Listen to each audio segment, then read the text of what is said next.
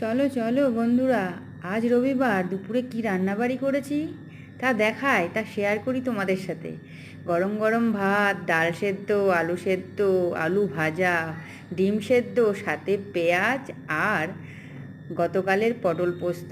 গতকাল যে পটল পোস্তটা রান্না করেছিলাম, অনেক পরিমাণে রান্না করেছিলাম, সেটা বাড়িতে অর্ধেকটা রেখে চলে এসেছি ওরা খাবে বলে। আর সাথে করে পটল পোস্ত কিছুটা নিয়ে এসেছিলাম, সেটা ভালো করে গরম করে একেবারে জল সরা করে রেখে দিয়েছিলাম যাতে পিঁপড়ে না ধরে আর জিনিসটাও ঠান্ডা থাকে। এই দেখো আজকে দুপুরের মেনুটা, দেখছো? গরম গরম ভাত, ঘি, কাঁচা লঙ্কা সাথে, আর আলু সেদ্ধ, ডাল সেদ্ধ, পটল পোস্ত, ডিম সেদ্ধ, সাথে একখানা মিষ্টি ছিল, সেটাও কিন্তু বাদ দিইনি, নিয়ে নিয়েছি। আর এখন আমি ধীরে ধীরে খাবার দাবারগুলো সব বেড়ে নিচ্ছি। দেখছো কতগুলো পদ হয়েছে এক এক করে। তবে আজকে সব শুকনো শুকনো খাবার। আমাদের পটল পোস্ত হলে আর কিছু লাগে না, তবে সাথে আজকে অনেক কিছুই করেছি। চলো দুপুরের খাওয়াটা বেশ ভালো হবে, বেশ সুন্দর হবে।